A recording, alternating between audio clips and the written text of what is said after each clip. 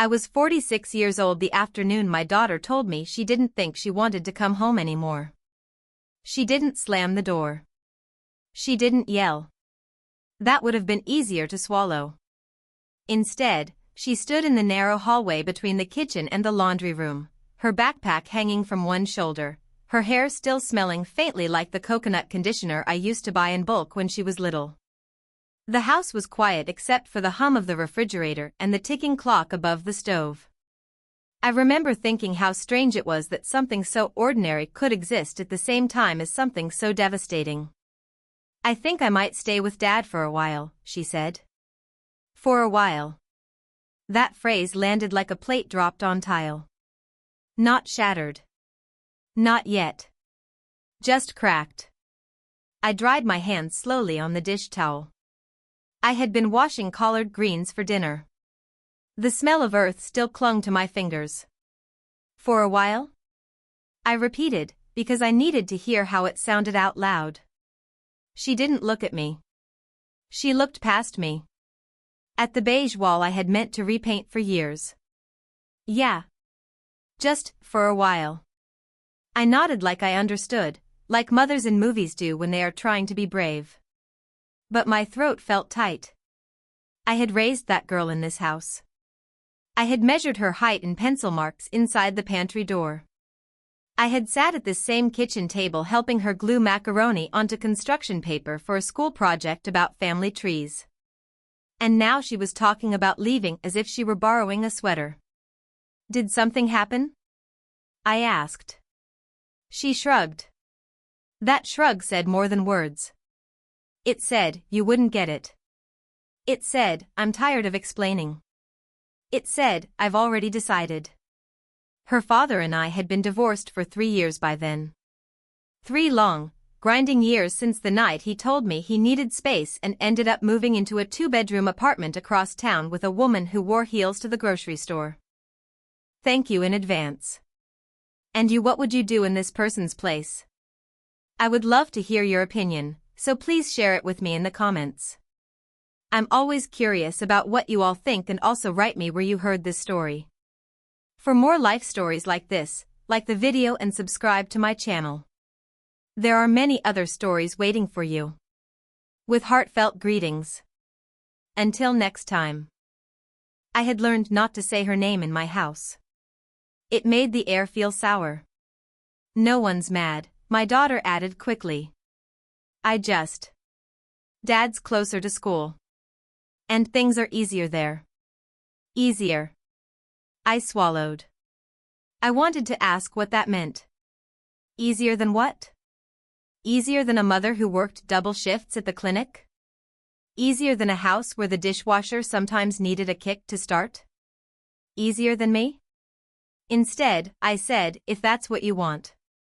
Because I had promised myself I would never make her feel like she had to choose. The thing about promises is they sound noble until they cost you something. That night, after she packed a duffel bag with more care than she'd ever packed for a sleepover, I stood in her bedroom doorway and watched her fold her favorite jeans. The room still smelled like the lavender spray we used on her sheets. There were Polaroids taped to her mirror. Her smile in those pictures felt like it belonged to someone else's child. "Mom," she said softly, finally looking at me. Her eyes were glossy. "It's not forever." I forced a smile. I know. But I didn't know. When her father's car headlights swept across the living room curtains, I felt something inside me brace. I walked her to the door. The porch light flickered the way it always did, like it couldn't decide whether to stay on or give up. He stepped out of the car, hands in his pockets, wearing that same leather jacket he'd had since our 20s. For a moment, the sight of him made my chest ache in a way that had nothing to do with anger. He nodded at me. "Monica." "David." We were polite now. Strangers with shared history. She hugged me tight, tighter than I expected. Her cheek pressed against mine, warm and damp. "I love you," she whispered. "I love you more," I said automatically. And then she was walking down the steps, climbing into his car, shutting the door with a soft click that sounded louder than it should have. I stood there until the tail lights disappeared at the end of the street. Inside, the house felt too big. I wandered into her room and sat on the edge of her bed. The mattress dipped beneath my weight. A sock lay abandoned near the dresser. I picked it up and held it like it might still carry her shape. That was when the tears came, not loud, not dramatic. Just steady. Quiet. The kind that soaks into your shirt collar before you realize how much you've lost. I told myself it was temporary. Teenagers need space. Fathers need chances to prove themselves. Mothers need to let go. But as the weeks passed, her visits home became shorter. A Sunday afternoon. A quick dinner. A hurried hug. She started texting instead of calling. Her laughter, once a constant soundtrack in my house, became a memory I had to replay in my head. And I began to wonder when exactly I had become the difficult parent. I met David when I was 19 and still believed love could fix anything. He worked at the auto shop near my aunt's beauty salon. He had oil-stained hands and a grin that made you feel chosen. I was in community college then, studying nursing, determined to be the first in my family to earn a degree. He used to bring me lunch during my shifts at the diner, grilled cheese wrapped in foil, a soda sweating in the summer heat. Back then, he looked at me like I was the future. We married at 22 in my grandmother's church. The pews smelled like old wood and perfume. My dress was simple, borrowed from a cousin. We didn't have much, but we had plans. Big ones. A house. Children. Stability. I got pregnant with our daughter a year later. I still remember the way his face lit up when I told him. He spun me around in our tiny kitchen, laughing. "We're gonna be a family," he said, like it was a miracle. For a while, we were. But life has a way of sanding down the edges of young love. Bills piled up. His hours at the shop fluctuated. I took night classes and day shifts, coming home exhausted. We argued about money. About chores. About who was more tired. The first time he didn't come home until dawn, he said he'd fallen asleep at a friend's place. The second time, he didn't bother with a detailed excuse. By the time I found the messages on his phone, her name popping up with heart emojis, I felt more numb than surprised. "What did you think would happen?" he asked when I confronted him. "You're always working. Always stressed." As if providing for our family had been a betrayal. We tried counseling. We tried date nights. But trust, once cracked, doesn't mend cleanly. 3 years ago, he moved out. And I stayed. In the house we'd bought together. In the life I thought we'd built. I focused on my daughter. On keeping things steady. I made sure there was always food in the fridge, even if it meant clipping coupons at midnight. I showed up to every school play, every parent-teacher conference. I memorized her friends' names. I learned the lyrics to the songs she played on repeat. I thought that was enough. But now, with her gone most nights, the silence pressed in on me. I found myself sitting at the kitchen table long after dinner, staring at the empty chair across from me. I kept cooking for 2 out of habit. Then packing leftovers into containers I didn't need. At the clinic, I smiled at patients and checked blood pressure and pretended my heart wasn't heavy. Mrs. Alvarez, who came in every Thursday for her diabetes check, squeezed my hand one afternoon.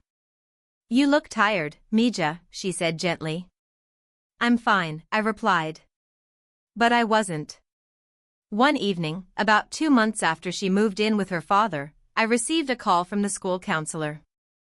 My stomach dropped when I saw the number. "Mrs. Reynolds?" the woman asked. "Yes. I wanted to discuss some recent changes we've noticed with your daughter." Changes. The word made my palms sweat. She's been withdrawing in class. Grades have slipped. Nothing drastic, but noticeable. We just want to ensure she has support. I closed my eyes. She's been staying with her father, I said carefully. Has something happened? I can't speak to that, the counselor replied. But sometimes transitions are harder than children let on. After we hung up, I sat in my car in the clinic parking lot, the engine off, the evening air thick and warm.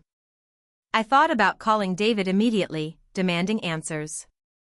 But I knew how that would go. He'd say she was fine. That I was overreacting. That I always did. Instead, I texted her. Are you okay? 3 dots appeared. Then disappeared.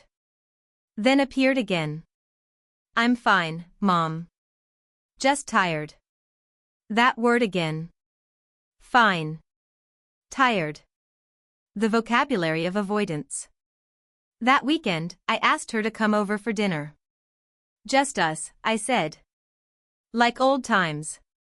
She hesitated. I could hear it in her breathing through the phone. Okay, she finally agreed. I cleaned the house like a woman preparing for inspection. I cooked her favorite meal, baked chicken with lemon and garlic, mashed potatoes whipped smooth, green beans sautéed with onions. The smell filled every corner of the house. I lit a candle on the table, though I told myself it was just for ambience. When she walked in, she looked thinner. Not dramatically. Just smaller somehow. Her eyes darted around, as if reacquainting herself with a place she used to know by heart. Smells good, she said. Of course it does, I teased lightly. It's your favorite. We sat across from each other. The candle flame flickered between us. For a few minutes, we talked about safe things, school assignments, a new teacher, a friend's birthday party. But the tension sat heavy. Finally, I set my fork down. Your counselor called. Her shoulders stiffened. She said your grades are slipping. She stared at her plate.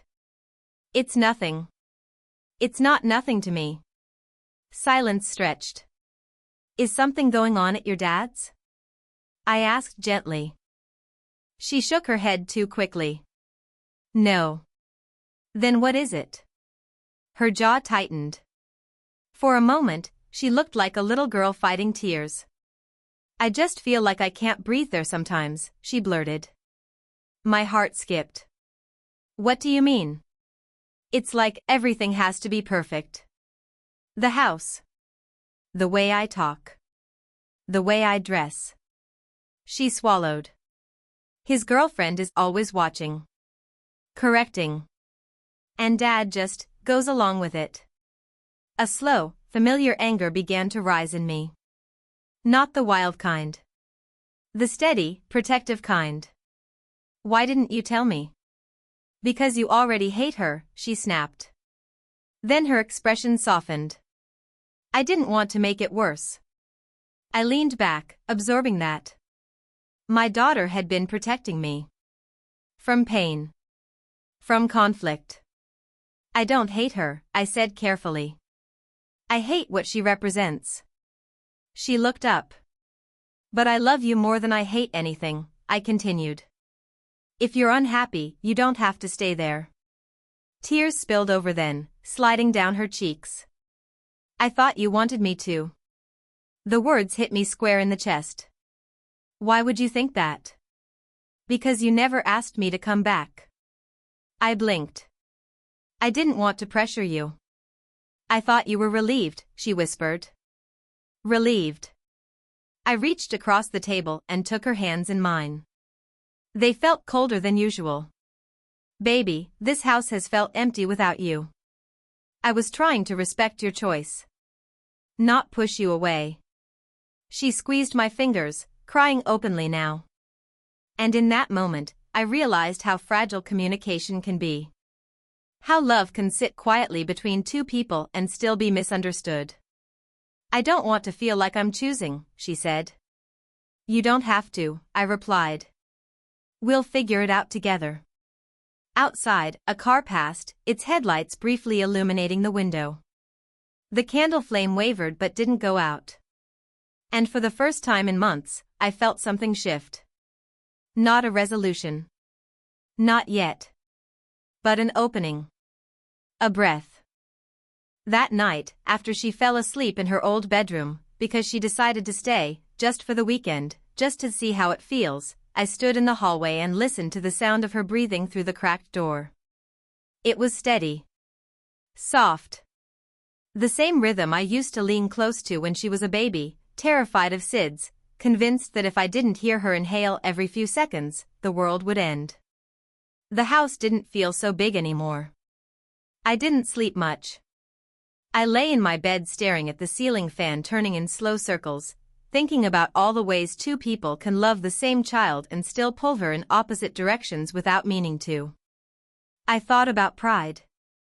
About fear. About how easily silence can turn into distance. In the morning, I made pancakes. The batter sizzled when it hit the skillet. I added a little vanilla the way she likes, even though it's not in the recipe.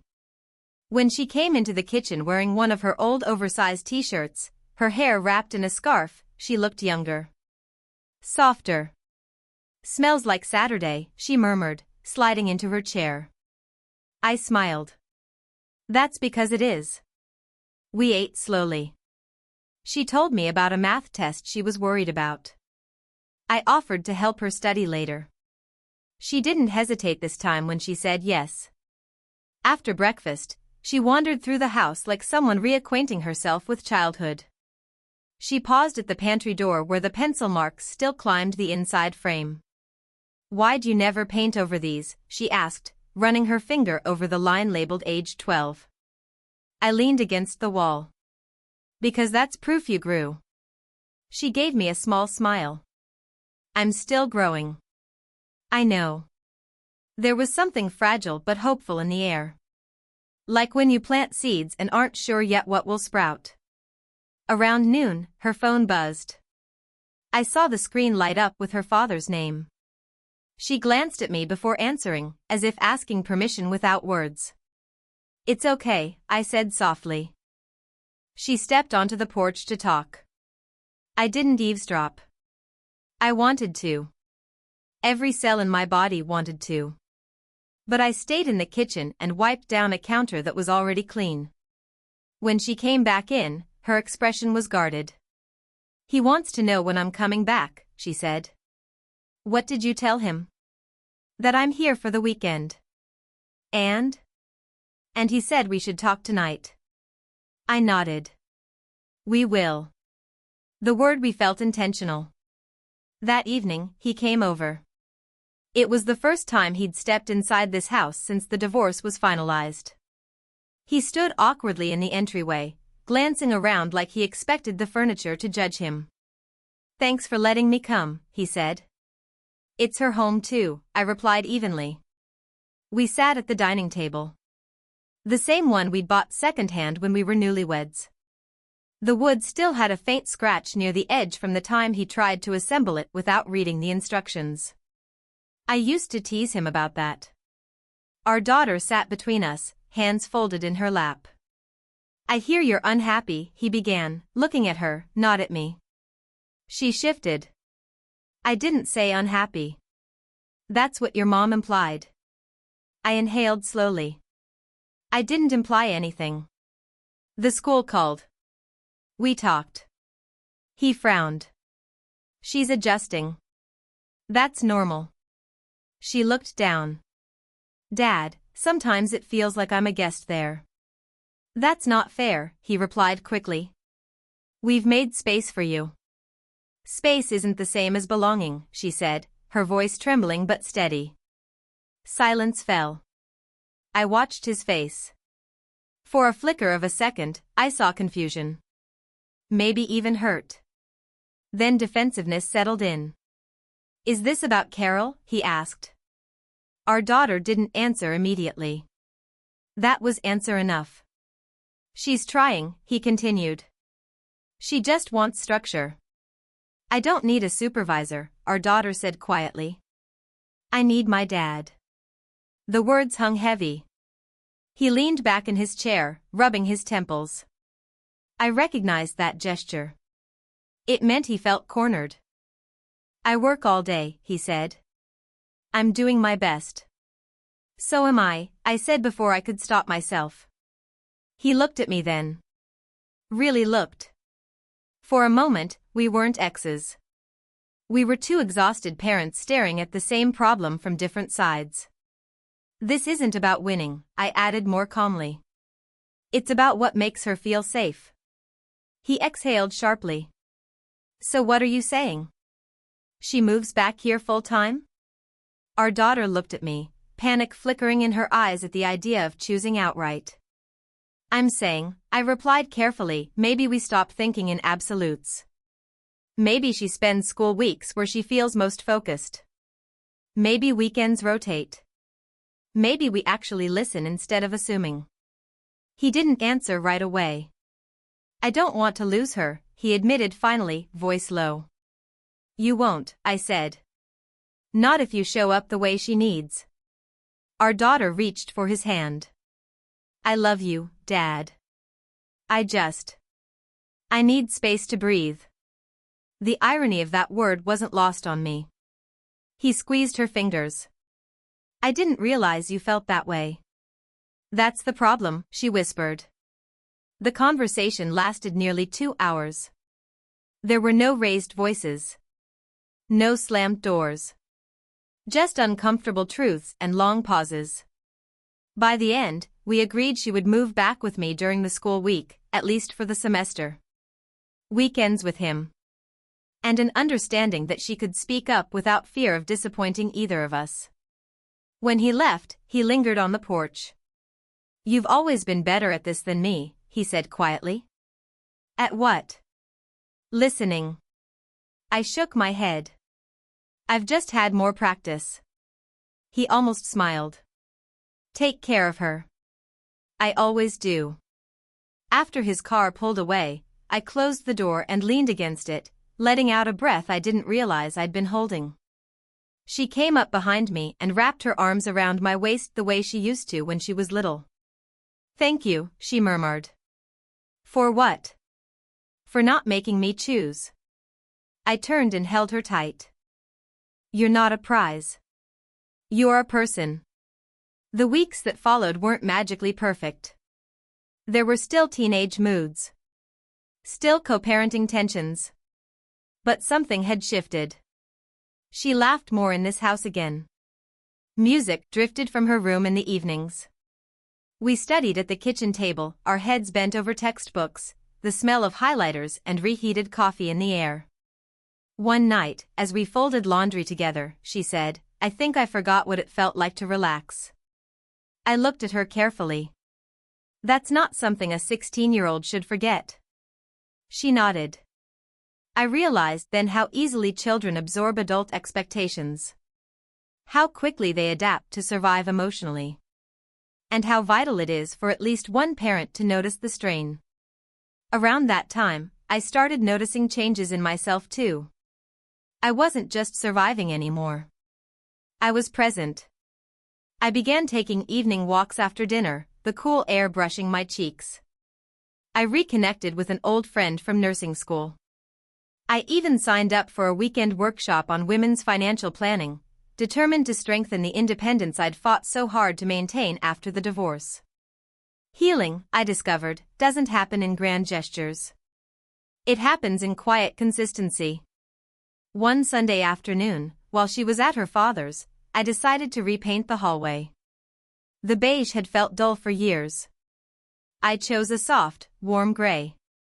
As I rolled paint over the old color, covering scuffs and faded spots, I felt something symbolic in the act. Not erasing the past. Just refreshing it. When she came home that evening, she stopped mid-step. You changed it. Too much? I asked. She looked around slowly. No. It feels lighter. I smiled. That was the goal. She walked over and hugged me without warning. I'm glad I came back. So am I whispered into her hair. Later that night, as I lay in bed, I thought about how close we'd come to misunderstanding each other permanently. How easy it would have been to let pride or fear widen the gap. How many mothers and daughters live in the same house yet feel miles apart? Love, I've learned, isn't just about sacrifice. It's about communication. It's about asking the uncomfortable questions. It's about staying open even when your heart feels bruised.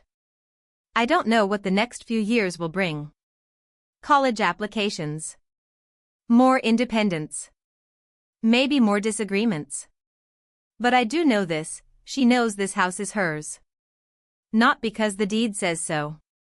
But because her laughter echoes in these rooms. Because her growth is marked on pantry walls. Because when she says she can't breathe, I listen. And as for me? I am still learning too. Learning that being a mother doesn't mean shrinking yourself to make everyone else comfortable. Learning that co-parenting requires humility on both sides. Learning that my worth isn't defined by whether my child temporarily chooses another roof. The other night, as we washed dishes together, she bumped her hip against mine playfully. You know, she said, when I have kids, I hope I handle things the way you did. I raised an eyebrow. With anxiety and too much coffee? She laughed. With heart. The water ran warm over our hands. The kitchen smelled like lemon soap. Outside, a dog barked in the distance. And for the first time in a long time, I didn't feel like I was losing something. I felt like we were building it. Spring came in slow that year, like it wasn't sure it was welcome. The mornings stayed cool longer than they should have, and I found myself standing at the kitchen sink watching fog lift off the neighbor's lawn while the coffee brewed behind me. There's something about early light that makes you honest with yourself. No noise yet. No expectations. Just the hum of the house and whatever truth you've been avoiding. I had spent so many years identifying myself as somebody's wife, then somebody's ex-wife, then somebody's mother trying to hold it all together, that I hadn't asked in a long time who I was outside of those roles. It felt dangerous to even think that way. But healing has a funny way of creating space where pain used to sit. My daughter, Layla, had settled back into the rhythm of living here during the week. Her grades improved slowly, not dramatically, but steadily enough that her teachers began sending emails with phrases like encouraging progress and renewed focus. I printed one of those emails and stuck it on the refrigerator. Not for her. For me. Proof that stability matters. Her father kept his weekends. Sometimes she came back from his place quiet. Sometimes chatty.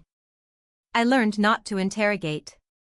I asked open-ended questions and let her fill in the blanks at her own pace. David and I communicated mostly by text now. Brief. Functional. Less barbed than before. It wasn't friendship. But it wasn't war. One Thursday evening, I came home from the clinic later than usual. A double shift. My feet throbbed inside my sneakers, and the smell of antiseptic still clung faintly to my skin despite washing my hands 100 times. I unlocked the front door expecting the usual, music drifting from Layla's room, maybe the TV murmuring in the background. Instead, I heard crying. Not loud. Not dramatic.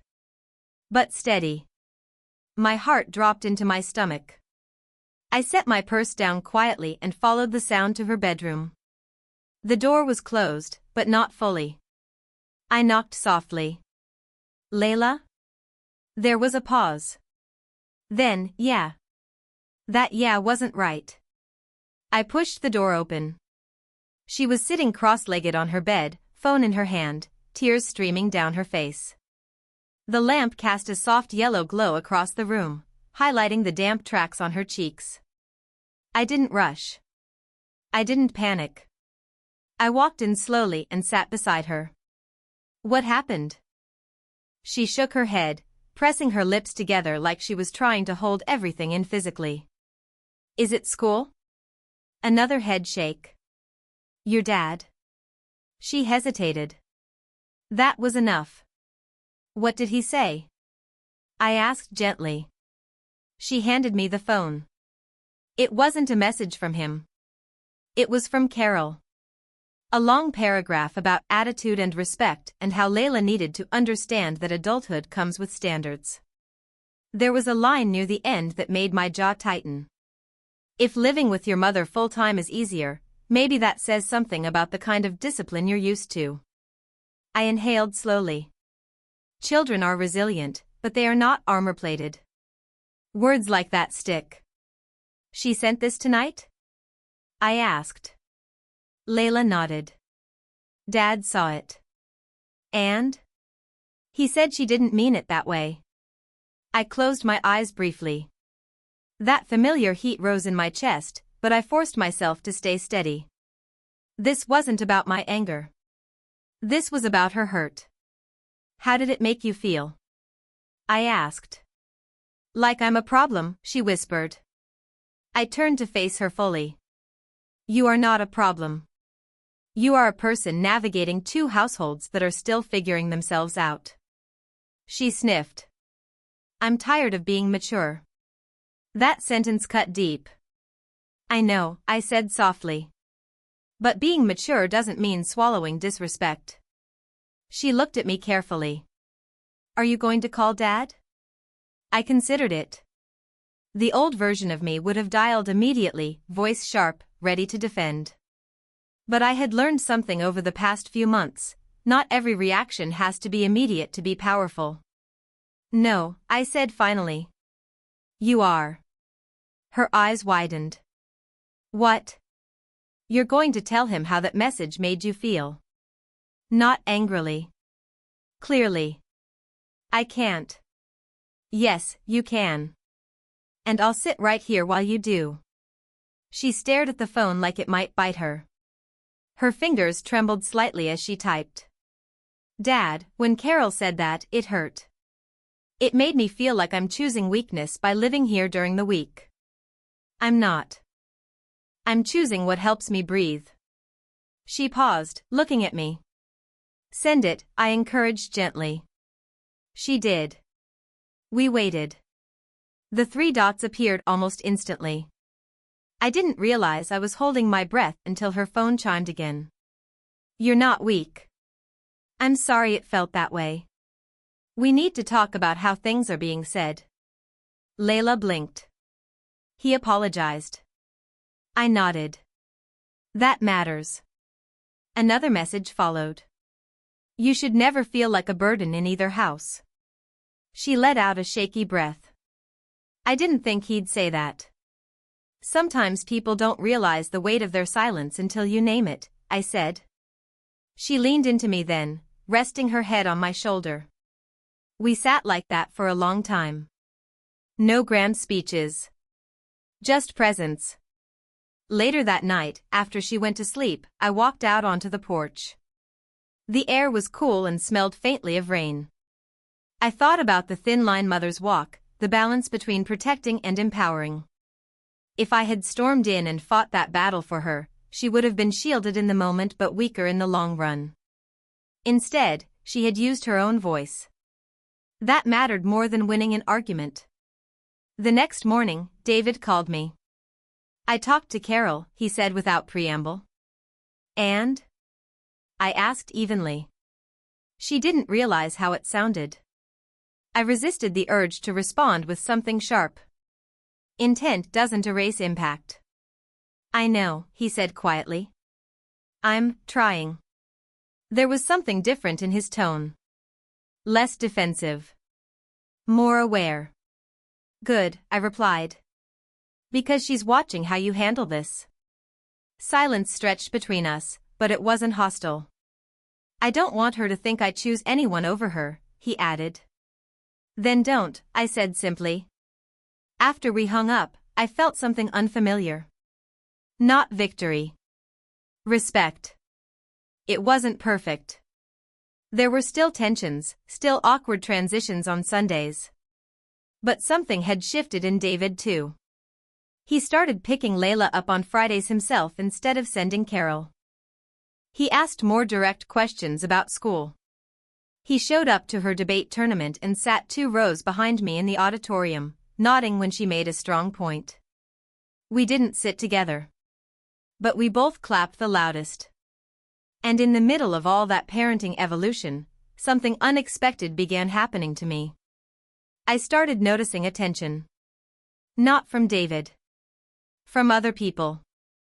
There was a new physical therapist at the clinic named Marcus. Tall. Thoughtful eyes.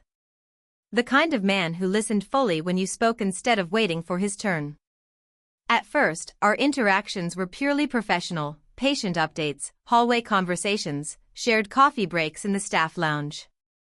But one afternoon, as we both reached for the last blueberry muffin in the break room, our fingers brushed. He smiled. "You take it." "I insist," I replied automatically. He tilted his head. "You always insist." I raised an eyebrow. "You've been observing me?" "Hard not to," he said lightly. "You move like you carry a lot." The comment lingered with me long after I walked away. That night, as I folded laundry, I caught my reflection in the hallway mirror. There were faint lines around my eyes that hadn't been there 10 years ago. My hair had more silver strands than I liked to admit. But there was something steadier in my gaze. For so long, I had equated strength with endurance. Surviving betrayal. Holding a household together. Absorbing tension. But maybe strength could also mean allowing softness back in. The idea both intrigued and terrified me. A week later, Marcus asked if I wanted to grab coffee after work. My first instinct was to say no. Not because I wasn't interested. Because I didn't know how to be. It had been years since anyone had looked at me with curiosity instead of history. "I'll have to check my schedule," I replied cautiously. "Of course," he said easily. No pressure. That no pressure mattered. When I mentioned it to Layla later that evening, she paused mid-scroll on her phone. "Wait. A date?" she asked, eyes wide. "It's just coffee." She grinned slowly. "Mom." "What?" "You deserve coffee." I laughed despite myself. "Is that your official blessing?" She shrugged. "As long as he's not weird." "Your standards are high." "They should be." The following Thursday, I found myself sitting across from Marcus at a small cafe downtown.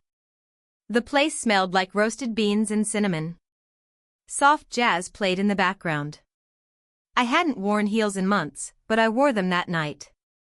Not for him. For me. Conversation flowed easier than I expected. We talked about work. About growing up. About family expectations. He told me about his mother raising 3 kids on her own after his father left. I told him about navigating co-parenting without losing myself. At one point, he looked at me thoughtfully and said, "You don't talk like someone bitter." I admitted. For a while. "What changed?" "My daughter," I said without hesitation. I realized she was learning about love by watching me. He nodded slowly. "That's powerful." When I got home, Layla was pretending not to wait up. "How was it?" she asked casually from the couch. "It was nice," I said honestly. She studied my face. "You're smiling." "I am not." "You are." And maybe I was. I didn't know where that coffee would lead. Maybe nowhere. Maybe somewhere slow and steady. But for the first time in years, my life didn't feel like a closed chapter. It felt ongoing. Layered. Breathing. And as I stood in the kitchen later that night, washing my mug, listening to the soft hum of the dishwasher and the faint music from Layla's room, I realized something profound. I had spent months fighting to make sure my daughter knew she belonged. Now, quietly, gently, I was beginning to believe that I did too. Belonging is a quiet thing. It doesn't announce itself with fireworks. It settles in your bones slowly, like warmth returning to fingers after you've been out in the cold too long. You don't notice the exact second it happens. You just realize one day that you're no longer bracing for impact. The weeks after that first coffee with Marcus unfolded gently. We didn't rush. A second coffee turned into a walk through the park on a Sunday afternoon. The trees were just beginning to bloom, pale pink petals clinging stubbornly to thin branches. Children ran past us with kites, their laughter sharp and bright against the blue sky. "I'm not looking to complicate your life," he said at one point, hands in his jacket pockets. I appreciated that he said it plainly. "My life is already complicated," I replied with a small smile. "But it's mine." He glanced at me then, really seeing me. "That's what I like about you." I wasn't used to being liked for my steadiness. In my marriage, my strength had slowly become something inconvenient. Too independent. Too self-sufficient. Too unwilling to bend. With Marcus, it felt different. He didn't seem threatened by the parts of me that had grown sharper through hardship. He seemed to respect them. Still, I moved carefully. When you've once built a life around someone and watched it unravel, you learn not to hand over your center too quickly. At home, Layla was navigating her own shifts. There was a quiet confidence emerging in her, subtle but real. She started speaking up more in class. She joined the debate team. One evening, as we sat at the kitchen table reviewing her college prep timeline, because yes, we were already thinking ahead, she said, "I don't want to leave because I'm running away from something. I want to leave because I'm running towards something." I looked at her, stunned by the maturity in that sentence. "That's wise," I said softly. She shrugged, but I saw the small pride in her smile. Her weekends with her father stabilized too. David had started setting clearer boundaries with Carol. Not dramatically, but noticeably. Layla mentioned one Sunday that Carol had apologized for the message. "It felt real," she admitted cautiously. "Not fake." "That's good," I said. "Dad's trying harder," she added. I nodded. "Growth is uncomfortable." She looked at me sideways. "You're growing too." I raised an eyebrow. "Oh? Yeah. You don't look as tight anymore." "Tight?" "You used to hold your shoulders up like this all the time," she demonstrated dramatically, lifting her shoulders toward her ears. "Like you were ready to fight." I laughed despite myself. Maybe I was. "And now?" "Now I'm learning to put them down." She reached over and squeezed my hand. "I like this version of you." That night, after she went to bed, I stood in front of the bathroom mirror brushing my teeth and studied my reflection again. She was right. The tension that used to live permanently between my brows had softened. I still had responsibilities. Still had bills. Still had co-parenting logistics and long shifts at the clinic. But I no longer felt like I was surviving every second. I was living. Then, just when things felt balanced, life reminded me how fragile balance can be. It was a Wednesday afternoon when the clinic administrator called me into her office. "Monica, have a seat," she said, folding her hands on the desk. My stomach tightened immediately. Those words rarely precede anything good. "There are budget cuts coming down from corporate," she continued. "We're restructuring." I felt the room shift slightly, like the floor had tilted. "What does that mean?" I asked carefully. "It means some positions are being eliminated. Yours included." The sentence was delivered gently. But it landed hard. I had worked at that clinic for 11 years. "I don't understand," I said quietly. "My performance reviews?" "This isn't about performance," she interrupted softly. "It's about numbers." Numbers. As if my decade of loyalty could be reduced to a column in a spreadsheet. "You'll receive severance," she added. "And we'll provide recommendations." I nodded automatically, because that's what you do when you're trying not to fall apart in front of someone. I packed my things in a cardboard box that smelled faintly of dust. A framed photo of Layla at 13. A chipped mug that said "World's Okayest Nurse," a gift from a coworker. A A stack of patient thank you cards I'd kept in a drawer for hard days. When I walked out to my car, the sun was too bright. The world looked unchanged. People moved in and out of shops. Traffic lights shifted from red to green. How could everything look so normal when my stability had just cracked? I sat in the driver's seat gripping the steering wheel until my knuckles whitened. I didn't cry. Not yet. I drove home slowly, my mind racing through numbers. Mortgage. Utilities. Groceries. College savings. When I walked through the front door, Layla was at the kitchen table doing homework. "You're early," she said without looking up. I set the box down carefully. She looked up then. Her eyes scanned my face. What happened?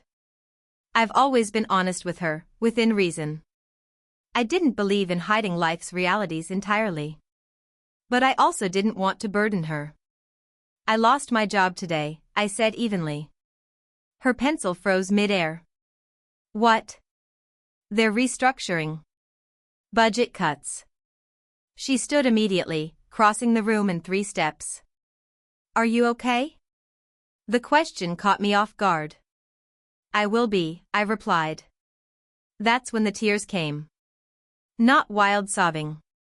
Just quiet, steady tears I couldn't stop. She wrapped her arms around me, and I let myself lean into her. "We'll figure it out," she said fiercely. "We." I pulled back and cupped her face. "You don't need to carry this." "I want to," she insisted. I smiled through tears. "That's not how this works." That evening, I sat at the kitchen table long after she went to bed, spreadsheets open on my laptop. The house felt heavy again, not empty like before, but uncertain. There's a particular fear that comes with being the primary stable parent. If you wobble, the whole structure feels at risk. Around 10 o'clock, my phone buzzed. "Marcus."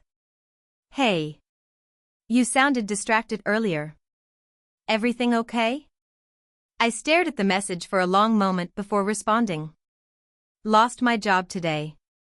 His reply came quickly. "I'm so sorry. Can I call?" I hesitated. Then typed back. "Yes." His voice was steady, grounding. "That's a shock," he said gently. "Yeah. What's your first move?" I appreciated that he didn't jump straight to platitudes.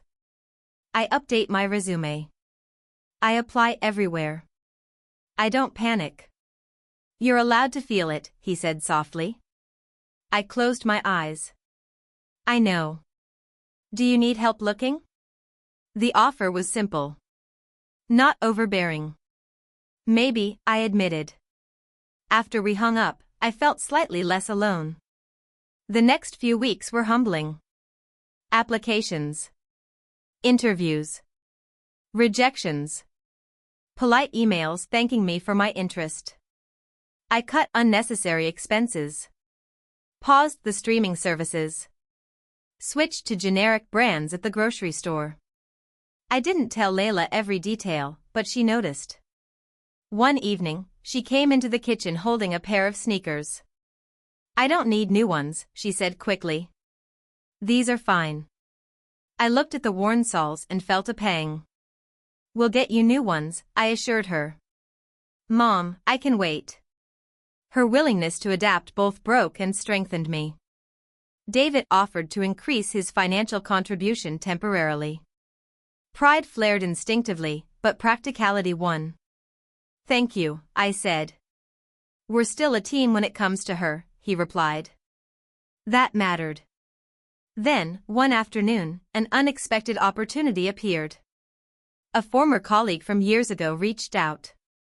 She had started a small community health initiative focused on preventative care for underserved neighborhoods. They needed someone experienced. Someone who could build trust with patients. "It's not corporate pay," she warned over coffee. "But it's meaningful work. And there's room to grow." Meaningful. The word resonated. I had spent years in a system that valued efficiency over connection. Maybe this disruption wasn't just loss. Maybe it was redirection. When I told Layla about the offer, she smiled wide. "That sounds like you," she said. "Does it?" "Yeah. You've always cared more about people than policies." I laughed softly. "Policies pay the bills." "So will this," she said confidently. "You always land on your feet." Her faith in me felt like a mirror reflecting strength I couldn't see clearly myself. I accepted the position. The first day at the community clinic felt different immediately. Smaller space. Fewer resources. But warmer. The waiting room buzzed with conversation. Kids colored at a small table in the corner. An elderly woman squeezed my hand after I spent extra time explaining her medication. Driving home that evening, tired but fulfilled, I realized something important. Losing the old job had terrified me. But it had also forced me to reevaluate what stability truly meant. It wasn't just a paycheck. It was alignment. At dinner that night, Layla looked at me and said, "You look lighter." I smiled. "I feel useful." "You've always been useful." "Not useful." Impact fell. She nodded thoughtfully. Later, as I washed dishes, I thought about the past year. The near loss of my daughter's trust. The careful rebuilding. The co-parenting recalibration. The tentative steps into dating. The job loss. The pivot. None of it had been dramatic in the cinematic sense. But it had been transformative. I stepped out onto the porch before bed. The night air carried the scent of jasmine from somewhere down the block. The neighborhood was quiet. A porch light flicked off across the street. I placed my hand over my chest and took a slow breath. There would be more challenges. College decisions. Relationships. Aging parents. Unexpected turns. But I wasn't the woman who had stood in this same doorway months ago watching her daughter's taillights disappear, feeling abandoned and unsure of her place. I was steadier now. Not because life had become easier. But because I had learned to stand in the uncertainty without collapsing. And inside, down the hallway, my daughter laughed at something on her phone, a bright, unrestrained sound that filled the house. This time, it didn't feel like something I was losing. It felt like something we were growing into together. Summer crept in quietly, stretching the evenings longer and painting the sky in soft lavender before night fully settled. The air through the open kitchen windows carried the smell of cut grass and someone's charcoal grill down the block. Life, despite its upheavals, kept moving forward in small, steady increments. My new job at the community clinic demanded more of my heart than my old one ever had. The pay was leaner, yes, but the work felt personal. I wasn't just checking vitals and moving on to the next chart. I was listening. Sitting. Explaining. Sometimes translating medical language into something that didn't sound like a threat. One afternoon, a young mother came in with her toddler, both of them exhausted. She admitted she hadn't been able to afford consistent care.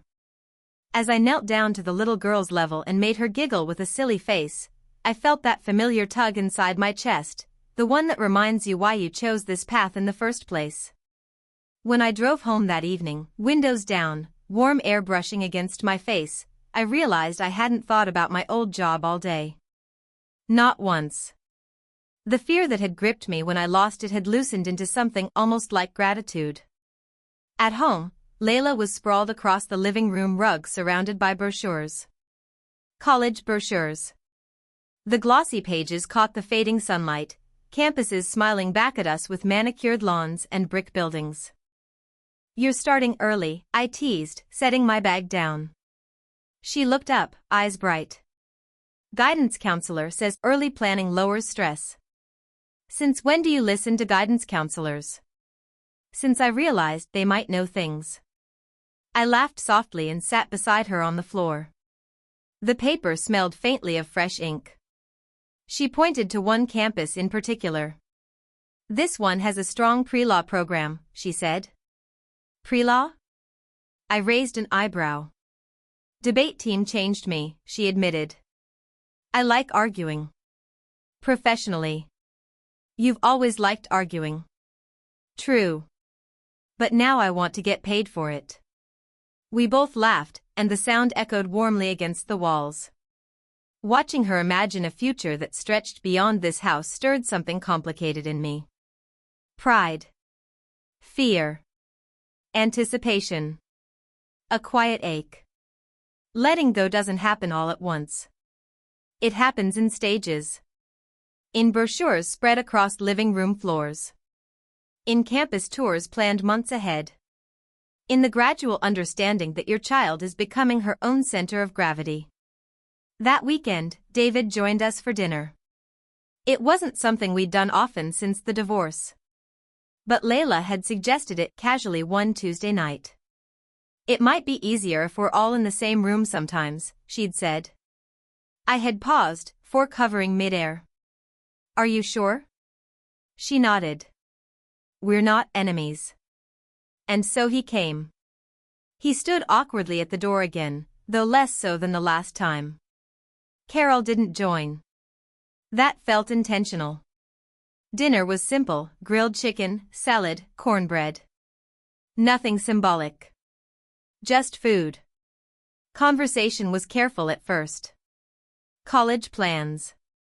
Work updates. The weather. But as the evening unfolded, something softened. David told a story about Layla at 5 years old insisting on wearing rain boots in July. She rolled her eyes but laughed. You let her, I reminded him. She was stubborn, he said. She still is, I added. Layla looked between us, smiling slowly. I get that from both of you. There it was again, that sense of shared responsibility without shared resentment. After dinner, David lingered on the porch while Layla cleared plates inside. She's doing well, he said quietly. She is. You've done a good job. The compliment caught me off guard. For years, praise between us had been scarce, buried under blame and disappointment. We both have, I replied. He nodded slowly. I didn't handle things well before. I didn't rush to absolve him. Growth deserves acknowledgement, not immediate erasure of history. We were younger, I said finally. We're not now. He looked at me thoughtfully, then gave a small, almost grateful nod. Inside, Layla watched us through the window. Not anxiously. Just observantly. Later that night, she said, that felt normal. Normal is underrated, I replied. She stretched her arms above her head. I don't feel split anymore. The simplicity of that statement nearly undid me. All those months ago, when she stood in that hallway saying she might not come home for a while, I had feared a permanent fracture. Instead, we had bent without breaking. Around that time, my relationship with Marcus deepened, not dramatically, but steadily. He met Layla one afternoon when he stopped by to drop off a book he thought I'd like. She sized him up in the doorway like a cautious gatekeeper. So you're the coffee guy, she said. He smiled easily. Guilty. He treats you well, she asked, arms crossed. I tried not to laugh. I hope so, he said, glancing at me. Otherwise I wouldn't be standing here. She studied him a moment longer, then stepped aside. You can come in. Later that evening, she said, he's calm. That's a review? It's a good thing, she clarified. You don't need chaos. Neither do you, I almost said. But she already knew. Still, I kept parts of that relationship separate. Not secret. Just protected. I had learned that my identity could not hinge entirely on romantic attachment again. I wanted partnership, not dependence. One humid August afternoon, just before her junior year began, Layla came home unusually quiet. She dropped her bag by the door and went straight to her room. My instincts prickled. I knocked softly. You okay? There was a pause. Then, yeah. That word again. I stepped inside anyway. She was sitting at her desk, staring at her laptop screen but clearly not reading. What happened? She hesitated, then turned the screen toward me. Social media comments. A thread from classmates mocking a debate she'd participated in. Snide remarks. Edited clips taken out of context. My chest tightened. They say I'm aggressive, she said flatly. I read the comments carefully, forcing myself not to react too quickly. Teenagers can be cruel in ways they don't even fully understand. What do you think? I asked. She frowned. I think I was passionate. Those aren't the same thing. I know. I sat beside her. Strong women are often labeled aggressive when they're simply confident. She looked at me carefully. Does that ever stop? I considered the question honestly. No. But you learn not to shrink because of it. She closed the laptop slowly. I don't want to shrink. Then don't. We talked for nearly an hour about perception. About gender expectations. About how sometimes people project discomfort onto whoever challenges them. I'm proud of you, I told her. For getting attacked? For standing up anyway. She leaned back in her chair, absorbing that. The next day, she posted a calm, articulate response clarifying her position and addressing the criticism directly. No insults. No defensiveness. Just clarity. Watching her navigate that moment with poise made something inside me swell. She wasn't just breathing anymore. She was claiming space. That evening, as I folded laundry and listened to her rehearse arguments in her room, I realized how much we had both evolved. A year ago, I had been terrified of losing her. Now, I was witnessing her become herself. And I wasn't afraid of that. There are seasons in motherhood where you hold tightly. And seasons where you loosen your grip without letting go entirely. The art is knowing which season you're in. As junior year unfolded, college visits became real. We drove to campuses on crisp autumn mornings, thermoses of coffee between us, playlists humming softly through the car speakers. I watched her walk across quadrangles, asking questions with confidence. I watched admissions counselors nod approvingly. On one such trip, as we sat on a bench overlooking a tree-lined path, she said, "You know you're going to be okay when I leave, right?" I smiled faintly. Is that reassurance or warning? She nudged me. I'm serious. I looked at her, the way sunlight caught the edges of her hair, the determination in her eyes. I will be okay, I said truthfully. Because my job was never to keep you. It was to prepare you. She exhaled softly, almost relieved. And you? I asked. I'll be okay too, she replied. That night, back at home, I stood once again in the hallway outside her bedroom. The same hallway where months ago I had listened to silence after she left. Now, music played softly behind the door. Laughter drifted through phone calls with friends. The house felt full. Not because she would always live here. But because what we built here would travel with her. And as I turned off the hallway light and headed to my own room, I understood something deeply. Loving her had never been about possession. It had always been about presence. And presence, when done right, doesn't disappear when the address changes. It lives in the marrow. It echoes in confidence. It steadies you long after you've stepped outside your mother's door. Senior year arrived faster than I was ready for. There is something about the word senior that feels final, even before anything has ended. It lingered in the air the way the first cold morning of autumn does, crisp, undeniable, signaling change whether you welcome it or not. On the first day of school, I stood in the kitchen pretending to be busy with her lunch, even though she hadn't taken a packed lunch in years. Old habits resurface when you're emotional. The coffee maker gurgled. The morning news murmured from the living room. Outside, the school bus groaned to a stop at the corner. Layla came down the hallway dressed in confidence, dark jeans, a fitted blazer over a simple top, hair pulled back neatly. She looked older than 17. Not in a forced way. In a settled way. "You don't have to walk me to the bus," she said, reading my mind. "I know," I replied. But I did anyway. We stood at the curb together.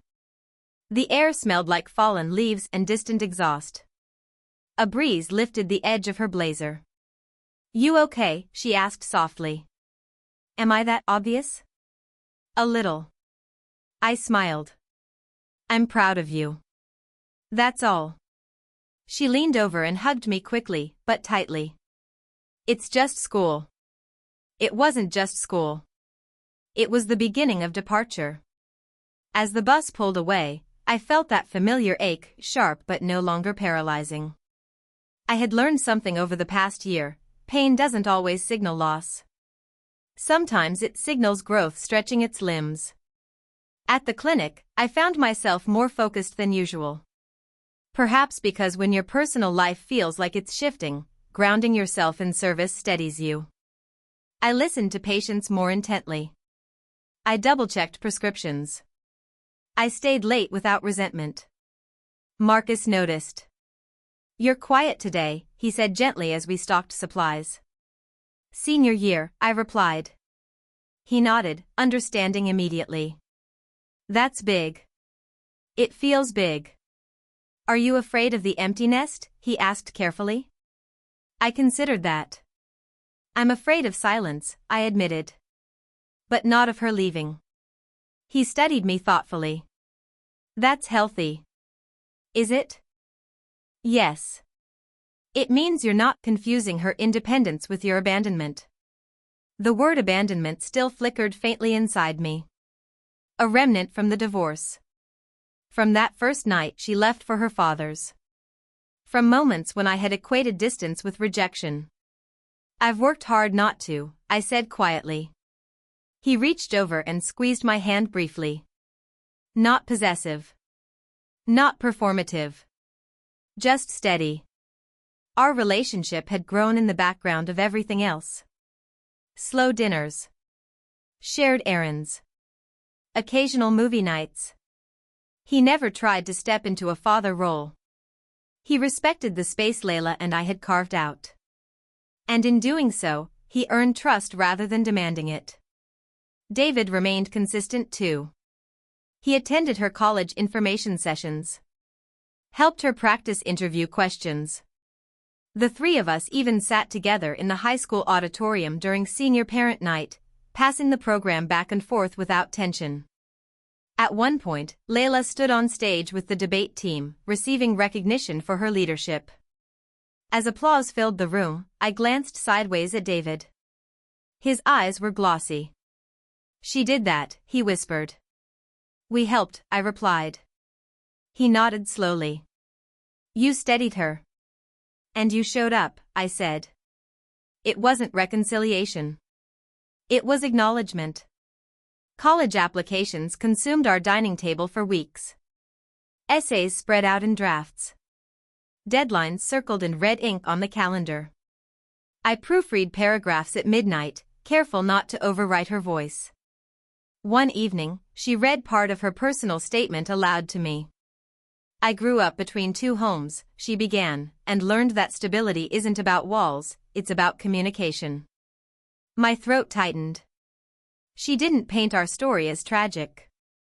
She framed it as formative. She wrote about learning to articulate her needs.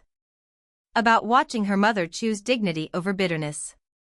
About discovering that strength can be quiet. When she finished, the room was still. "Too much?" she asked nervously. "Not enough?" I whispered. "It's honest." She exhaled slowly, relief softening her features. Acceptance letters began arriving in thick envelopes and digital portals. Each notification made my heart jump. She was accepted to several strong programs. Scholarships too. Not full rides, but meaningful support. Then came the letter from the university she'd circled months ago on the living room floor, the one with the strong pre-law track and vibrant debate team. She stood in the kitchen holding her laptop, hands trembling. "Open it," I urged gently. She clicked. There was a pause. Her eyes scanned the screen. And then I got in. The words came out breathless. I covered my mouth, tears spilling freely now. She laughed and cried at the same time, and we collided in the middle of the kitchen, holding each other so tightly it felt like we were trying to memorize the shape of this moment. "You did this," I murmured into her hair. "We did this," she corrected. David came over that evening with a cake. We sat around the same table that had once held tension and confusion, now holding celebration instead. Even Carol sent a congratulatory message that felt genuine. Later that night, after everyone left and the house grew quiet, Layla and I sat on the porch steps under a sky scattered with stars. "Are you scared?" I asked. "A little," she admitted. "Are you?" "Yes." She smiled faintly. "Good." "Why good?" "Because it means it matters." The months between acceptance and move-in day blurred together. Graduation rehearsals. Senior photos. Prom dress shopping. I found myself lingering in doorways more often, absorbing ordinary scenes, the way she hummed while brushing her hair, the sound of her footsteps down the hallway, the faint scent of her perfume drifting through the house. On graduation day, the auditorium buzzed with proud families and flashing cameras. When her name was called, she walked across the stage with a confidence that felt earned. Not inherited. Earned. As she held up her diploma, I saw flashes of her at 5 in rain boots. At 12, sulking over math homework. At 16, crying on her bed over a message that made her feel small. At 17, choosing to speak up. I clapped until my palms stung. After the ceremony, she found me in the crowd immediately. "You okay?" she asked, laughing. "I'm extraordinary," I said truthfully. Summer became a countdown. We bought dorm bedding. Argued playfully over mini fridge sizes. Labeled boxes. Each item packed felt symbolic. Not of loss. Of transition. The night before move-in, she crawled into my bed like she used to during thunderstorms. "Just tonight," she said. I wrapped my arms around her and inhaled deeply, memorizing. "Mom," she whispered in the dark. "Yes?" "Thank you for fighting for me without fighting me." The sentence settled into my chest. "Thank you for trusting me enough to tell me when you couldn't breathe," I replied. In the morning, we loaded the car. The drive to campus felt both too long and too short. I watched the landscape change outside the window while my mind replayed years. At the dorm, we carried boxes up narrow stairwells. I made her bed while she arranged books. We stood back and looked at the small space that would become hers. "This is it," she said softly. "This is it," I echoed. When it was time to leave, the air shifted. I hugged her, longer than necessary. "You are capable," I told her. "You are strong. And you never have to shrink." She nodded against my shoulder. "You too." As I walked back to my car, I didn't look back immediately. I waited until I reached the door. Then I turned. She was standing at the dorm entrance, watching me. Not crying. Just steady. I raised my hand. She raised hers. And then I got into the car and drove away. The house was quiet when I returned. Not heavy. Not empty in a painful way. Just quiet. I walked through each room slowly. Her bedroom door stood open. The walls held faint outlines where posters had been.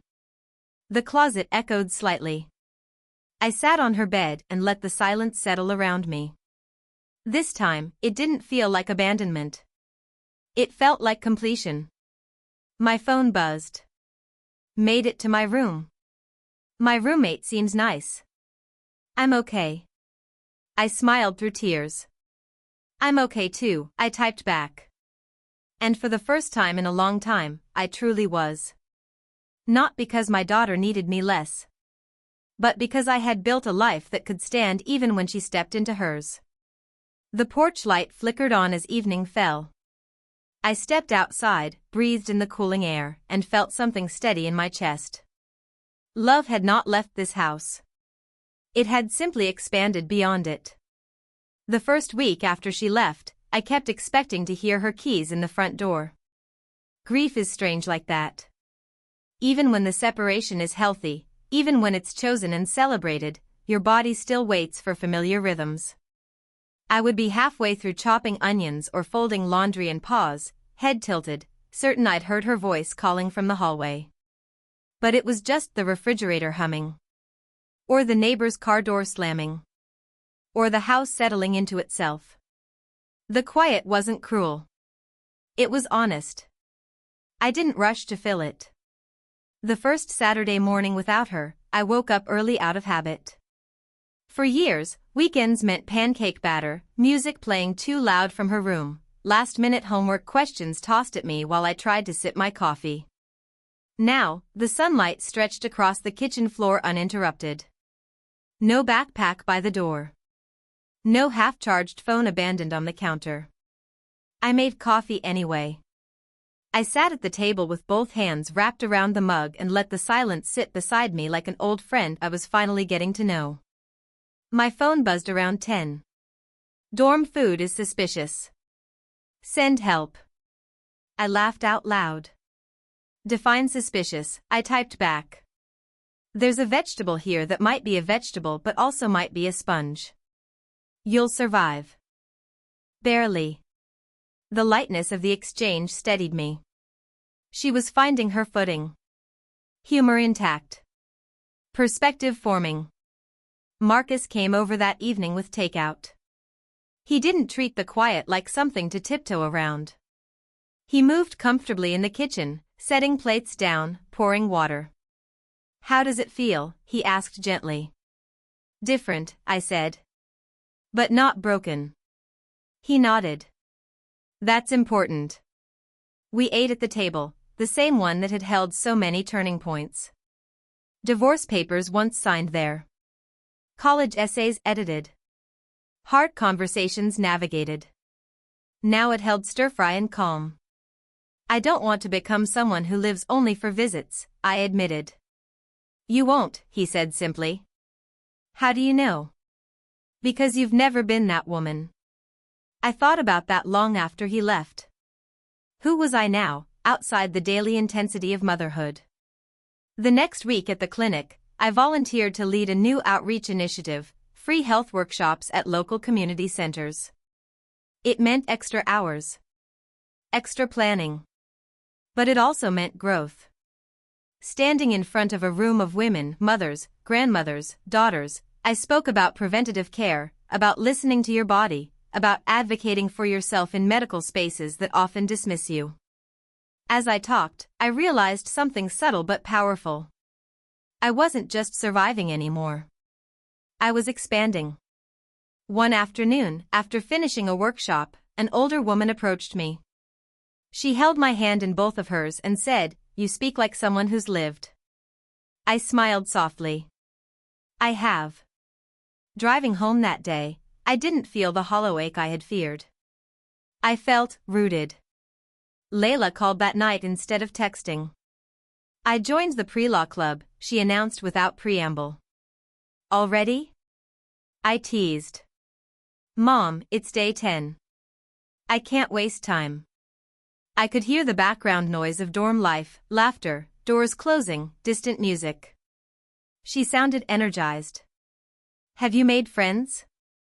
I asked. Yeah. My roommate's obsessed with political podcasts. We argue about them. Of course you do. She laughed. Then her voice softened slightly. I miss your cooking. I can mail you spices. Please do. There was a pause. I miss you, she added quietly. The words didn't carry desperation. Just affection. I miss you too, I said. But I love hearing you sound like this. Like what? Like yourself. She was quiet for a second. You sound different too. Different how? Calm. Not like you're waiting for something to fall apart. I let that sink in. For years, maybe decades, I had carried a low-level vigilance. A constant scanning for signs of instability. In marriage. In finances. In parenting. In love. Somewhere along the way, that vigilance had eased. Not because life had guaranteed safety. But because I had learned I could survive its unpredictability. A month into the semester, David and I drove together to campus for family weekend. The car ride was surprisingly easy. We talked about mundane things, traffic, work, a new restaurant downtown. When we arrived, Layla bounded toward us with confidence. She introduced us to friends, professors, her debate teammates. "This is my mom," she said proudly. "She works in community health." She didn't add qualifiers. Didn't shrink me to fit a simpler narrative. Later, as we sat in a campus auditorium listening to a faculty panel, David leaned over and whispered, "She's thriving." "Yes," I replied. He cleared his throat slightly. "You were right, you know." "About?" "Listening. Letting her speak for herself." I looked at him carefully. There was no edge in his voice. Just reflection. "We both learned," I said. He nodded slowly. That evening, after we hugged her goodbye again, shorter this time, less heavy, I realized something unexpected. The letting go was getting easier. Not because I loved her less. But because I trusted what we'd built. Back home, the house had settled into a new rhythm. I rearranged her bedroom slightly, not erasing it, just shifting it. I turned part of it into a reading nook. Left her bed intact. Her photos on the wall. This wasn't a shrine. It was a transition. Marcus and I grew steadier too. One night, as we washed dishes side by side, he said, "I don't want to rush you. But I see a future here." The words hung in the warm kitchen air. "I see one too," I admitted. It wasn't the breathless, consuming love of my 20s. It was quieter. Built on shared values instead of fantasy. It didn't demand I shrink. It didn't require I carry everything alone. "I won't ever lose myself again," I said gently. "I wouldn't want you to," he replied. Months passed. Layla navigated her first finals week with minimal panic. She handled a roommate conflict with maturity. She called me not for rescue, but for perspective. "I don't need you to fix it," she said during one late-night conversation. "I just need to hear your voice." And that, more than anything, felt like success. One chilly December evening, she came home for winter break. When she stepped through the front door, taller somehow, more assured, the house didn't feel like it was regaining something lost. It felt like it was welcoming someone new. She hugged me tightly. "It smells the same," she murmured. "Good or bad?" "Safe." That word wrapped around my heart. We fell into an easy rhythm during her visit. She cooked with me instead of just eating. She asked about my work. About Marcus. About my goals. My goals? I laughed one night. "Yeah. You always focused on mine. What are yours now?" The question caught me off guard. I thought about it seriously. "I want to expand the clinic's outreach," I said slowly. "Maybe start a women's health mentorship program." Her eyes lit up. "You should." "I'm 47, I reminded her. "So," she shot back. "You taught me that growth doesn't expire." I stared at her for a long moment, recognizing my own lessons reflected back at me. She wasn't just my daughter anymore. She was a woman forming her own philosophies. And I wasn't just her mother holding everything together. I was evolving too. On her last night before returning to campus, we sat on the porch again, bundled in sweaters against the cold. "Do you ever regret anything?" she asked suddenly. I thought carefully. "I regret staying silent longer than I should have in my marriage," I said honestly. "But I don't regret the lessons." She nodded slowly. "I'm glad you didn't let bitterness win," she added. "So am I. Because bitterness would have cost me this. This steadiness. This relationship. This sense of self that felt solid even in solitude." When she left again, the house didn't ache the way it once had. It exhaled. And so did I. I stood in the quiet living room, winter light filtering softly through the curtains, and placed my hand over my heart. I had once feared losing my daughter would unravel me. Instead, loving her well had rewoven me into something stronger. Not perfect. Not untouched by pain. But grounded. And as I turned off the lights and prepared for bed, I realized something profound. Motherhood had not been the end of my identity. It had been the forge. And now, standing in the life we had both built, separate but connected, I felt the quiet, steady truth settle deep inside me. I was not waiting for the next chapter. I was living it. By the time spring returned again, I had stopped measuring time by absence. The first year of her being away had felt like a countdown: first week, first month, first holiday, first visit back. Everything was marked by contrast. Before and after. Full and quiet. Then and now. But somewhere between winter break and midterms, the edges softened. My life was no longer structured around waiting for her return. It was structured around movement, hers and mine. The clinic expanded its outreach program in March. The mentorship initiative I had mentioned casually on the porch became real. I pitched it to the board with more conviction than I'd felt in years. A program pairing teenage girls with women in healthcare. Workshops on self-advocacy. Reproductive health education. Career exposure. When the board approved the pilot, I sat in my car afterward and cried. Not because it was overwhelming. Because it was mine.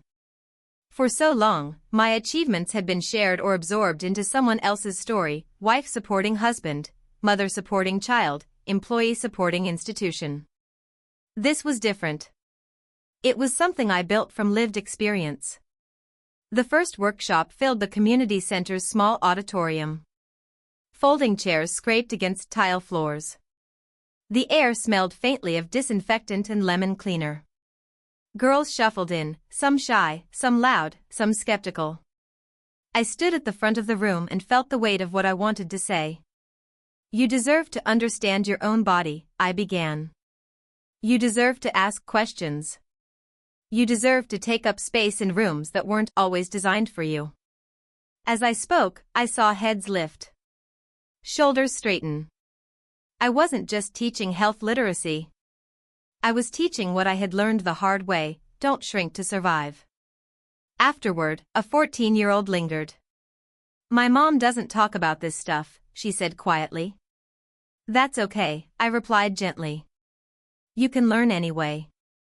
Driving home that evening, the sunset washed the sky in coral and gold. I rolled the windows down and let the wind tangle my hair. I didn't feel like someone recovering from loss. I felt like someone expanding into purpose. Layla called that night, voice bright. "I got invited to join a research team," she announced. "Already?" I teased again. "Mom. Sorry. Continue." She laughed. "It's about civic engagement and youth advocacy." "That sounds perfect for you." "It feels right." There was a confidence in her tone now that hadn't been there a year ago. Not arrogance.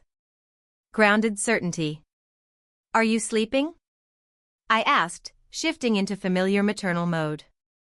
"Mostly." "Mostly isn't sleeping." "I'll work on it." We talked for nearly an hour. About her classes. About a professor who intimidated her at first but now respected her arguments. About a friend going through a breakup. About laundry disasters in communal machines. Before we hung up, she said something that stayed with me. "You don't sound lonely." "I'm not," I said honestly. And I wasn't. Marcus and I had settled into a rhythm that felt sustainable. We spent weekends hiking local trails, cooking together, sometimes just reading in the same room without needing conversation to fill the space. One Sunday afternoon, as we sat on a blanket under a sprawling oak tree, he looked at me thoughtfully. "You've changed," he said. I smiled faintly. "I hope so." "No," he clarified gently. "You've softened without losing your strength." I leaned back on my hands, considering that. For a long time, I admitted, I thought strength meant bracing, guarding, anticipating disappointment. And now? Now I think strength is trusting myself to handle whatever comes. He nodded slowly.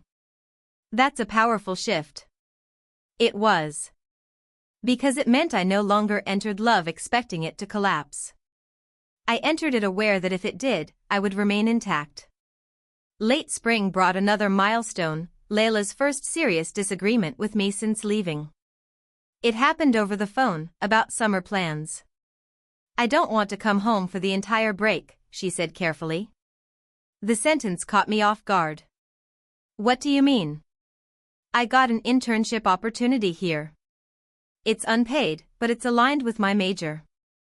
I'd only come home for a few weeks." There it was again, that instinctive flare of emotion. The part of me that wanted more time. More proximity. More of her presence in these rooms. "That's a big decision," I said slowly. "I know." Silence stretched. "I don't want you to think I'm choosing something over you," she added quickly. I closed my eyes briefly. How many times had she feared that dynamic? How deeply had we both internalized the idea of choice as betrayal? "I don't think that," I said firmly. "I just need a minute to adjust." She exhaled softly. "It's a good opportunity." "I believe you." There was a pause. Then she asked gently, "Are you okay?" And there it was, the shift. Once, I had asked that question from a place of fear. Now she asked it from a place of care. "I'm okay," I said truthfully. Proud. And a little wistful. Wistful? "It means I'll miss you." "I'll still call," she promised. "I know." After we hung up, I sat on the couch and let myself feel it fully. The ache. The pride. The small mourning of a version of motherhood that was ending. Marcus sat beside me quietly. "She's growing," he said. "Yes. And so are you." That was the part one had to remember. Growth is not a one-way street. Summer came warm and steady. Layla stayed near campus for her internship, sending me photos of city buses and office buildings and late-night study sessions with colleagues. She sounded alive in a way that reassured me deeply. I visited once, staying in a small hotel nearby. We met for dinner in a crowded cafe where she introduced me to her supervisor with confidence. "This is my mom," she said again, pride unmistakable. That pride felt different now. It wasn't rooted in dependency. It was rooted in respect. On my drive home after that visit, I didn't cry. I smiled. Because I saw clearly what we had built. Not a fragile attachment dependent on proximity. But a durable bond strengthened by honesty. Back at home, the mentorship program grew. More girls enrolled. More workshops scheduled. I found myself mentoring not just teenagers, but young mothers navigating healthcare systems alone. One evening, after a long session, I stood in the quiet community center hallway and realized something profound. The version of me who had once feared being left behind no longer existed. She had been reshaped by experience. Resilience, I had learned, is not loud. It's the steady refusal to collapse when seasons change. By the time Layla returned home for a brief August visit before sophomore year, the house no longer felt like a place waiting to be filled. It felt like a foundation. We cooked dinner together, laughing over spilled sauce and mismatched spices. She moved through the kitchen comfortably, but independently. "I don't feel torn anymore," she said casually while drying dishes. "Torn? Between worlds. I feel like I belong in both."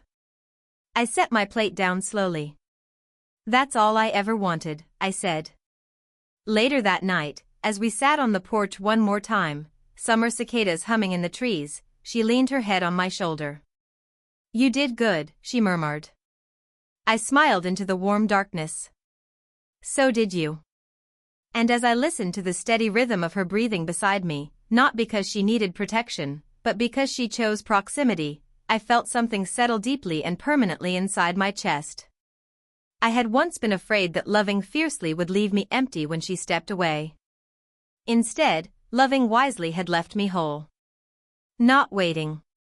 Not clinging. Not shrinking. Just standing, steady, open, and deeply, quietly alive. Sophomore year didn't scare me the way freshman year had. There were no dramatic drop-offs this time. No long silences filled with worry.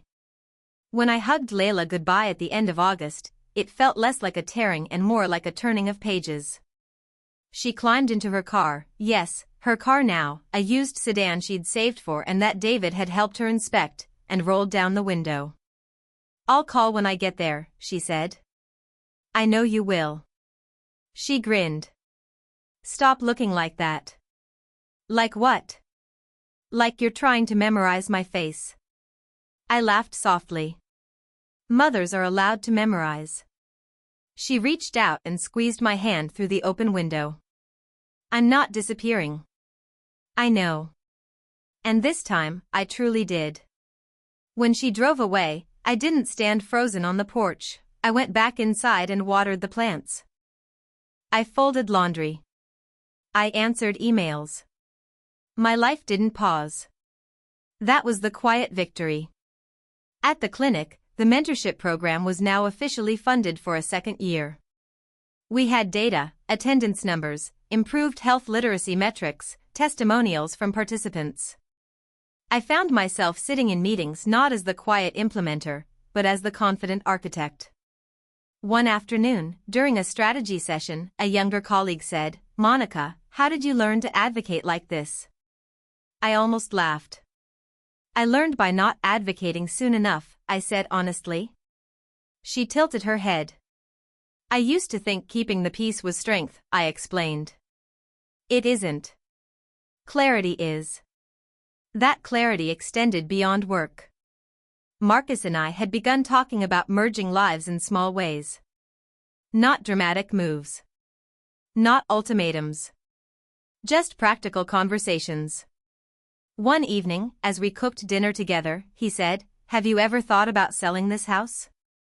The question landed gently, not as pressure. I stirred the sauce slowly. "I've thought about it," I admitted. "But this house holds history." "History doesn't disappear if walls change," he said carefully. I looked around the kitchen, the table, the pantry door with height marks still faintly visible, the window where I used to watch her wait for the bus. "I don't want to move because I'm escaping," I said. "And I don't want you to," he replied. "I just want to know if you're open to building something new." Building something new. The phrase didn't frighten me the way it once might have. "I'm open," I said slowly. "But not rushed." He nodded. Not rushed. That became our rhythm, forward, but steady. In October, Layla called one night with a tremor in her voice I hadn't heard in over a year. "Mom? I'm here." I didn't make the debate team's executive board. The disappointment was sharp and immediate. I could hear it in the way she exhaled. They chose someone else. "I'm sorry," I said gently. "I worked so hard." "I know." There was a pause. I resisted the instinct to fix it, to analyze politics or offer strategy. Instead, I asked, "What are you feeling?" Embarrassed, she admitted. And unsure. Of what? Of whether I'm as good as I thought. I leaned back against my headboard, closing my eyes. Not getting selected doesn't redefine your ability, I said softly. It refines your resilience. She was quiet. You taught me that, she murmured.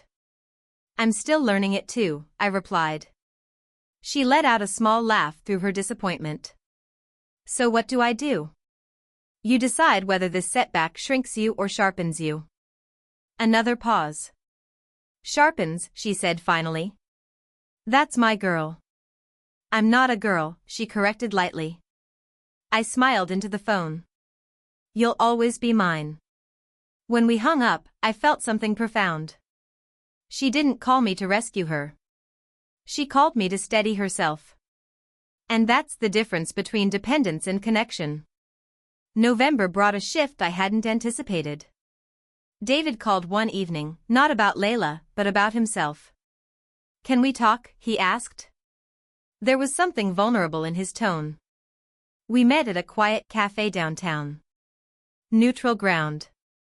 The smell of espresso and cinnamon wrapped around us as we sat across from each other. I'm getting married, he said. I blinked. To Carol? Yes. The information didn't stab the way it might have years ago. It settled. How do you feel? I asked, surprising him. He gave a small, nervous laugh. I should be asking you that. I'm asking you. He exhaled slowly. I feel ready. I wasn't ready before. For a lot of things. There was honesty in his eyes I hadn't seen during our marriage. I'm glad you grew, I said. He studied my face carefully. You're not angry. I did my anger, I replied calmly. It served its purpose. He nodded, almost relieved. I don't want this to create tension for Layla, he added. It won't, I said. She's old enough to navigate nuance. He hesitated, then said quietly, you were a good wife. I just didn't know how to meet you where you were. The admission landed in a place that no longer ached. Thank you, I said softly. We were young. We sat in silence for a moment, not awkward, just reflective. Walking back to my car afterward, I realized something subtle but important. Closure isn't always dramatic. Sometimes it's two people finally able to speak truth without defense. When I told Layla about the engagement, she processed it with surprising maturity. I'm okay with it, she said. They're stable now. Are you sure? Yeah. I don't feel replaced. That word again. Replaced. For so long, I had feared that in her eyes, I might become secondary. But we had built something that didn't compete. It coexisted. Winter crept in again, but it didn't feel heavy. Marcus proposed in January. Not in a crowded restaurant. Not with spectacle. We were walking along the same park trail where we'd had one of our first conversations. The air was crisp. Our breath visible. He stopped near the oak tree where we'd once spread a blanket. I don't need fireworks, he said quietly. I just need partnership. He knelt, not dramatically, just steadily. I love the woman you've become, he continued. Not in spite of your history. Because of it. Tears blurred my vision. Yes, I whispered before he could even finish. Yes, not because I needed saving. Yes, because I wanted building. When I told Layla, she squealed so loudly I had to pull the phone away from my ear. I knew it, she shouted. You approve? I teased. Mom, he's solid. You deserve solid. The wedding was small. Intentional. Layla stood beside me, not as a child clinging, but as a woman witnessing. As I walked down the aisle, I didn't feel like I was rewriting my past. I felt like I was honoring the journey that brought me here. At the reception, Layla hugged me tightly. You look happy, she said. I am. Good. I don't have to worry about you. I cupped her face gently. You never had to. But I understood why she once might have felt she did. That night, lying beside my husband, steady, kind, present, I reflected on the woman I had been 2 years earlier. The one standing in a hallway, fearing she was losing her daughter. The one measuring love by proximity. The one bracing for collapse. She had done her best with what she knew. But she didn't yet understand that love matures when fear loosens its grip. Spring returned again, and with it came another realization. My daughter was not my anchor. She was my witness. And I was hers. We had watched each other grow, through tension, through honesty, through change. Motherhood had not ended when she left home. It had evolved. And so had I. I no longer stood on the porch waiting for taillights to disappear or reappear. I stood in my life, fully chosen, expanding.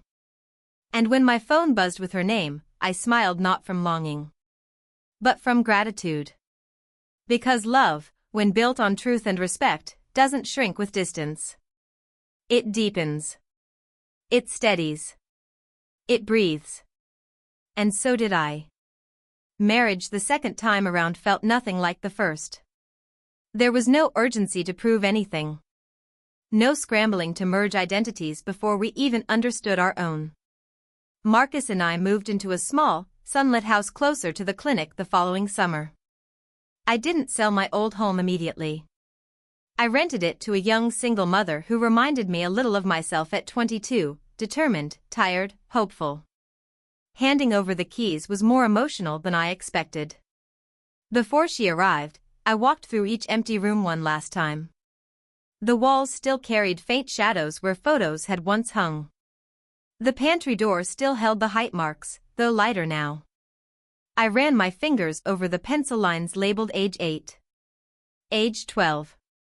Age 16. I'm not erasing you, I whispered softly to the quiet house. I'm carrying you forward. It didn't feel like goodbye. It felt like gratitude. In the new house, sunlight poured through wide windows in the mornings. The floors creaked differently. The air smelled faintly of fresh paint and possibility. I arranged bookshelves slowly, thoughtfully. I hung framed photos, not just of Layla's childhood, but of recent moments too. Her college debate tournament. My mentorship program launch. Marcus and I on a hiking trail, wind in our faces. My life was no longer divided into before and after. It was layered. Layla came home for spring break during her junior year and walked through the new front door with curiosity. It smells like you, she said immediately. That's either comforting or concerning, I replied. She laughed and spun slowly in the living room. It feels peaceful. It is. She studied me carefully. You're different here. How? You don't look like you're holding history in your shoulders. That observation stayed with me. For so many years, I had carried invisible weight, old arguments, financial strain, the silent calculations of single parenthood. Even after the divorce, even after rebuilding trust with my daughter, remnants lingered. But this house didn't hold those echoes. It held choice. That week, Layla and I cooked together the way we used to, but with a subtle shift. She chopped vegetables without instruction. Seasoned dishes confidently. Told me about constitutional law cases with passion that lit her face from within. I'm thinking about law school, she said one evening casually. I paused, stirring the pot. Thinking seriously? Yes. The certainty in her voice didn't scare me.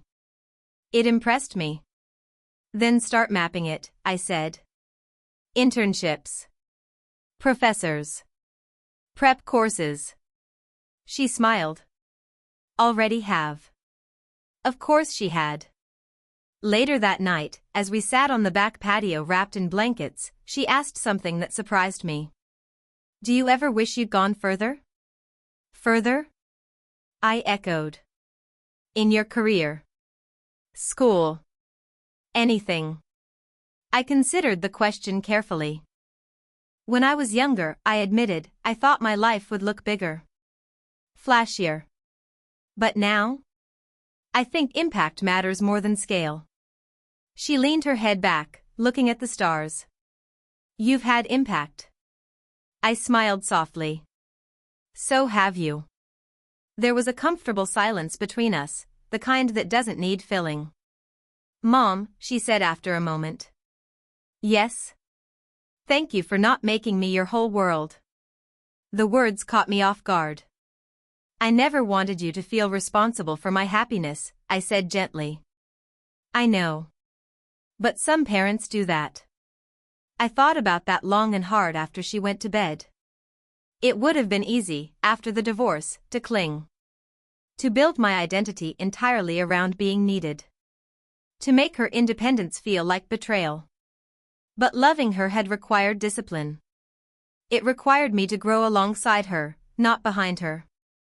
Junior year moved quickly. LSAT prep courses. Research assistantships. Late-night study calls. Sometimes she sounded overwhelmed. Sometimes exhilarated. One afternoon, she called in tears, not from failure, but from exhaustion. I'm tired of proving myself, she said. To who? I asked softly. To everyone. I closed my eyes briefly.